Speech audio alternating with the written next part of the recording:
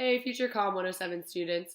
I'm going to explain to you guys on how to properly plan and prepare a speech. So, the first step is choosing a topic, and it should be something personal to you, like a passion that you have, a hobby, a sport that you play. Actually, as my topic for my speech, I chose how to prevent/reduce a hangover.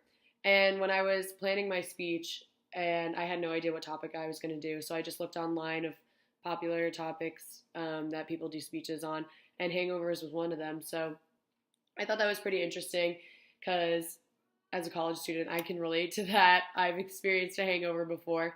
And also, when you're choosing a topic, it should relate to your audience as well. So, my audience were my classmates, also college students, who go out on the weekends like me. So, they understand, they know what a hangover is, they've probably experienced it, so they can relate to that topic. So the second step is to formulate a statement of central idea, also known as an SCI.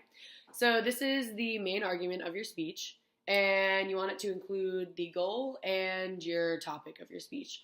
So as my example for hangovers, my SCI was to inform the audience about what causes a hangover and the steps on how to prevent and reduce a hangover. So the third step is collect research that supports your statement of central idea. So you want to find your research from academic and credible sources, for example, academic journals, websites, newspapers, books, if you still go to the library, documentaries, and also expert interviews/testimonies. So for my speech, a lot of my scientific research about hangovers was coming from doctors and also researchers and professors at different universities. So you want to have good credible sources to back up your information. And another key thing is you need to have at least 5 different credible sources. So the fourth step is to finalize your statement of central idea. So after you've done all your research, you want to look back and ask yourself, does your evidence support your argument and your claim?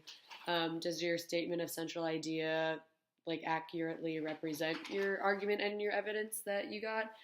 And you also want to think about, are there any counter arguments to your claim?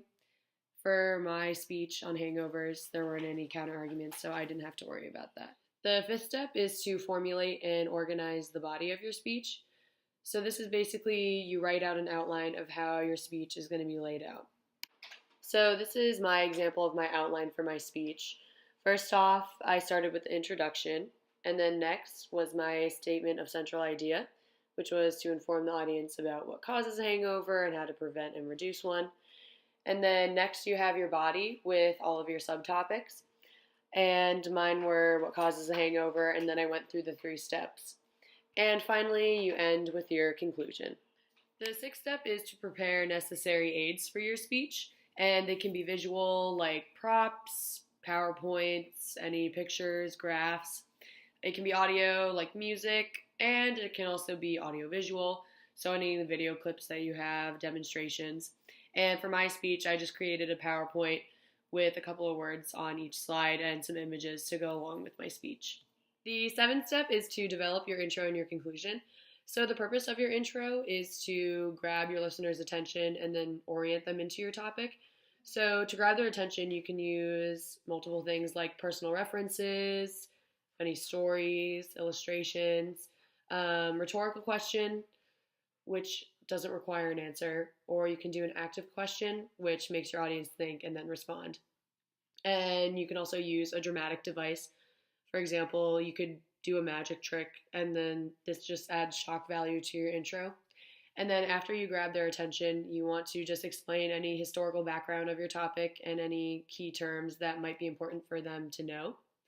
And so for my topic, for my intro, I started off by setting the scene of a typical Tuesday night going out in College Park, and then it led into some key terms of what a hangover is.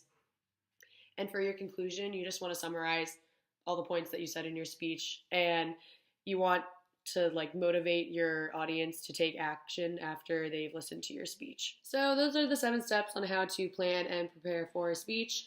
Hopefully this information helped. I know when I learned it in class, it really helped me write my speech. So good luck to all of you guys when writing your speeches.